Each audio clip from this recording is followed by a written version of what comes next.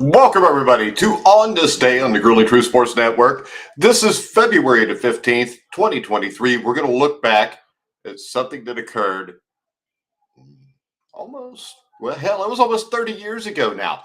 And the bad thing about that is it doesn't seem that long ago to me. But today we're going to look at the Cleveland Browns firing Bill Belichick, which happened on this day, February the 15th, 1996. We're going to look at what happened. We're going to look at why it happened, why Belichick failed there, and what would have happened if Bill Belichick would have continued on with the Cleveland Browns, because we know this kind of success they had when they moved to Baltimore shortly after that. Now, I'm your host, Mike Goodpaster, and I want to remind you that the Grilling Truth is powered by betting.net. Betting.net is your best bet for finding the online sportsbook or casino that's right for you.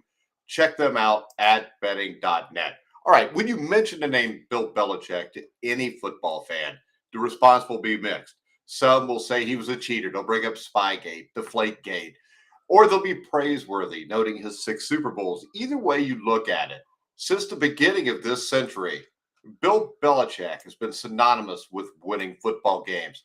In his 20 years with the New England Patriots, Belichick has compiled an impressive 237-83 record, good for a 741 winning percentage. In addition to his 6 world titles, the Patriots under Belichick have achieved or appeared in 3 other Super Bowls that ended in losses. When it comes down to it, Belichick knows how to win. Now, in 2000, he took over a mediocre New England squad and quickly turned it around and become one of the premier franchises in the NFL. Now, you could also say probably the greatest dynasty in NFL history, because the dynasty lasted for over 2 decades. The only thing close to that would have been the Cowboys from the early 60s to the early 80s, which I think lasted like 18 years or so. But this is in stark contrast to what happened in 1991 when Belichick was hired to be the head coach of the Cleveland Browns. Now, he took a franchise that had been a consistent winner and struggled to keep them relevant. Now, after 5 seasons in Cleveland, Belichick was fired by owner Art Modell. His record was 36-44 with a 450 winning percentage. Not a great record, not what you expect Bill Belichick to do. Now, what happened? Why was Belichick so unsuccessful with the Browns, but has reached nearly unprecedented heights in New England? Were there specific reasons why he struggled to achieve greatness in Cleveland? How did he suddenly become one of the best coaches in NFL history only after he left the Browns? Following, we're going to look back at Belichick's time in Cleveland and the reasons why he did not win with the Cleveland Browns franchise. Now, we're going to start off with a little background. In 1979, Belichick was hired to be a defensive assistant special teams coach with the New York Giants. The following year, he was tasked with coaching the linebackers. Not a bad time to do that, considering in 1981, they drafted maybe the greatest linebacker of all time, Lawrence Taylor. So Belichick works with Lawrence Taylor, Harry Carson, as well as Carl Banks, Pepper Johnson, Gary Reasons, just to name a few. He took over as a defensive coordinator under Bill Parcells in 1985. And Belichick made a name for himself as one of the bright young assistants in the NFL. He helped lead the lead the win over the Broncos in Super Bowl 21, the upset over the Bills in Super Bowl 25, and his attention to detail helped lead to a 29-19 upset over the K-Gun offense. Now, meanwhile in Cleveland, the Browns were riding the high of the 80s. 85 win the division, 86 championship game, 87 championship game, 88 playoffs, lost in a wild card to the Oilers, 89 AFC championship game. However, in 1990, the team came crashing back to earth. That year, Cleveland finished 3-13, and head coach Bud Carson was shown the door after a 2-7 start. Now, owner Mark Modell wanted to bring in some fresh blood to coach his underachieving team. On his short list was Bill Belichick. Now, general manager Eddie Accorsi liked what he heard in the interview. They hired Belichick. Now, 1991, the inaugural season for the Browns, did not go well. And the one thing you will find here that is the fault of Bill Belichick are the draft picks. In the first round of the NFL draft that year, Cleveland drafted UCLA safety Eric Turner. In the 6th round, they selected Michael Jackson. That was probably their best pick. Unfortunately, it wasn't that Michael Jackson, so there was no dancing. And there definitely weren't too many thrillers in Cleveland during this time. And this Jackson was a receiver out of Southern Miss who would go on to be a fairly productive pass catcher for Cleveland through the 1995 season. Turner would prove to be a valuable addition to the defense and play in the NFL for 9 years. This was probably his best draft. Michael Turner was a solid player. The bad drafts come after this, but we'll get to that in a little bit. Now, he lost his first game in 1991 to the Cowboys. Belichick and the Browns then reeled off 2 wins over the Patriots and Bengals. Yes, Belichick's first win as a Browns coach was over the New England Patriots, which would be his future team. Unfortunately, Cleveland would lose 9 of their last 13 games. The Browns finished Belichick's first year with a 6-10 record in third place. Now, in 1992, this is where the draft picks go bad. This is a lot of the issues. In 1992, the Browns grabbed touchdown Tommy Vardell from Stanford with their first round pick. Touchdown Tommy did not live up to the moniker. In his time in Cleveland, he had a total of 5 touchdowns. Now, by the end of week 10 in 1992, the Browns were a respectable 5-4 with a shot to make the playoffs. Unfortunately, they went 2-5 the rest of the way. But the Browns had improved to 7 wins on the season. Now, let's go get some more draft picks. 1993, offensive lineman Steve Everett was the Browns' first pick. He only played 3 years for the team at the center position. Belichick was ready to build on his moderate improvement from 1992 and get the team to the playoffs. Unfortunately, a little quarterback drama would come into play between him and Cleveland's beloved son, Bernie Kosar. But at the end of week 8, the Browns were sitting pretty at 5-2 to make the playoffs. Up next was their old nemesis, the Denver Broncos, who'd beaten them in 3 championship games over 4 years in the mid to late 80s. Now, Kosar wanted to be more aggressive in play calling, while Belichick preferred a more methodical, subdued approach. Now, Belichick would become known for his meticulous game planning. Kosar did not abide by that. Now, several times during the season, Kosar would change a play at the line of scrimmage. That would really piss off Bill Belichick. And the two could be found engaging in a war of words on the sideline often during the season. Now, in addition to the class of ideologies, Belichick would occasionally yank Kosar in favor of the newly signed backup quarterback, Vinny Testaverde, who was Kosar's college teammate at the U. Now, during this Denver game is where everything blew up. Kosar started due to Testaverde being injured a few weeks prior. Now, by the end of the game, the Broncos were clearly in charge, 29-7, only a few seconds remaining. The Browns had possession, and Belichick wanted to run out the clock with a few kneel downs. Kosar had other ideas. Now, he huddled with teammates. He gets in. He draws up a play. Okay? And he rears back and he throws the ball deep to Michael Jackson. Jackson hauled in the pass, scored a touchdown. The game ended in a 29-14 loss. Soon after that, the Browns experienced a loss of a different variety, and that was losing to hometown hero Bernie Kosar. And since the Kosar threw a pass when he was supposed to kneel down, Belichick lights it into him after the game. And Belichick was still steaming a day later when, citing diminishing skills, he unceremoniously cuts Bernie Kosar. It should be noted this decision was given the green light by Browns owner Art Modell. Now, this was a huge psychological blow to his team in Cleveland for the rest of that season. Kosar was a favorite son. He was a local product who grew up wanting to be a Cleveland Brown. He led the Browns to 3 championship games.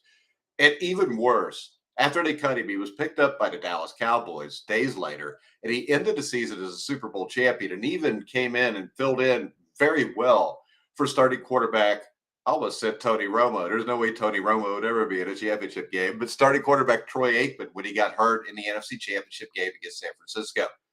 So with Kosar gone, it was Vinny Testaverde. He was still injured.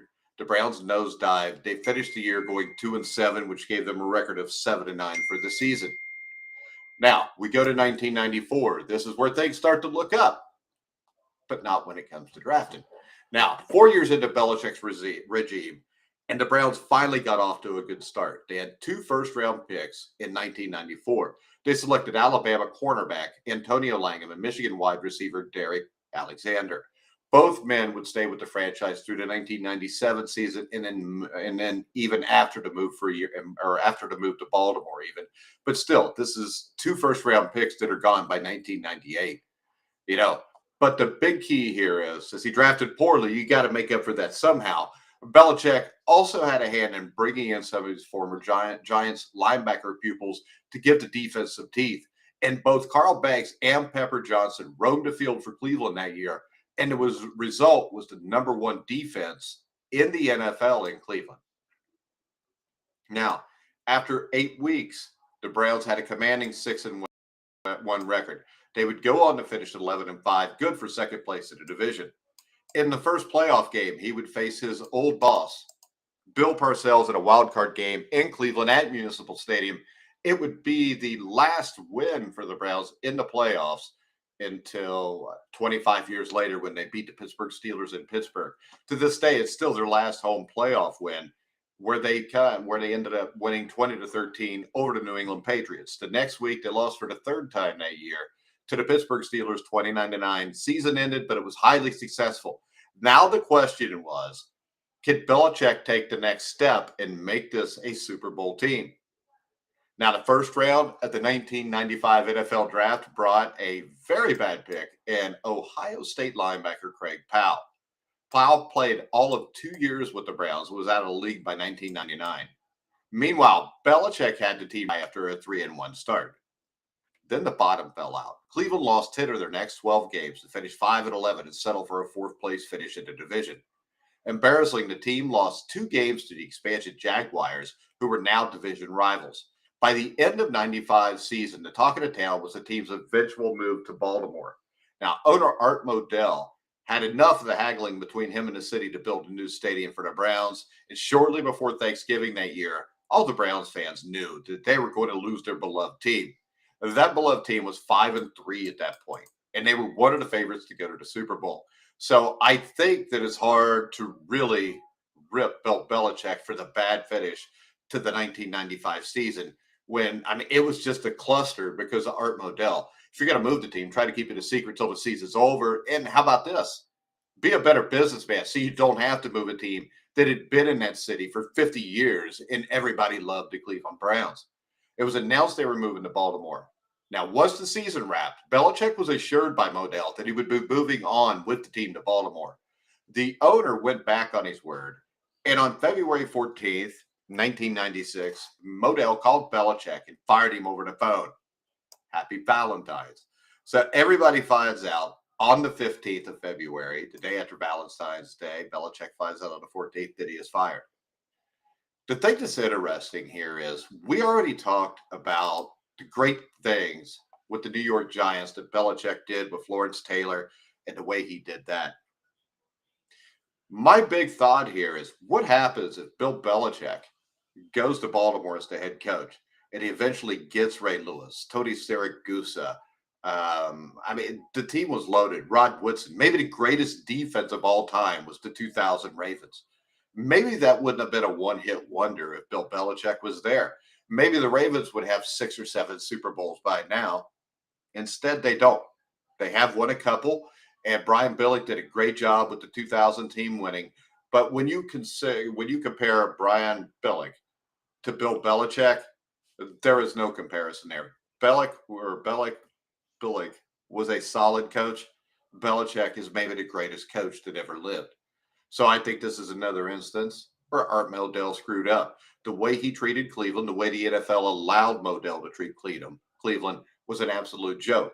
The way he treated Belichick was a joke. He had this team in the playoffs the year before. They were set to possibly win the division in 1995 when the rumors and everything comes out and the Browns are leaving and he completely loses the crowd. The team is uncomfortable. They got to think about where they're going to live next year. You can't really blame Belichick for that.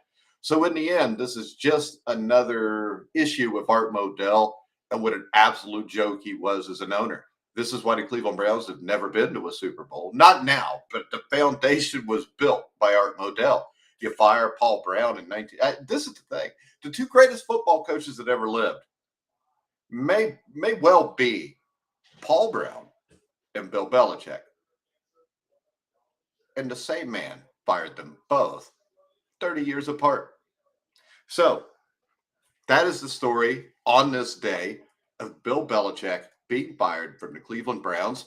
And I think when you look at what might have been if he would have went to Baltimore, that's huge. And also, I want to bring up something real quick. If you like to play slots, blackjack, poker games, poker table, whatever you want to call it, sign up with stake.us and use our exclusive promo code TGT Social to secure your unique 5% breakback bonus. And make sure you go check out our top sportsbook comparison site, betting.net, which offers extensive reviews on the best sportsbooks out there. All right, guys, we're going to wrap it up. Make sure you follow us at Grilling Truth. Go like, subscribe to video. Also, check out the best betting site there is, SI Sportsbook, for betting on games. Check out the link in the description in the video. And I will be back tomorrow for On This Day. But for Mike Goodpaster, I am Mike Goodpaster, and you've been listening to The Grilling Truth, where the legends speak.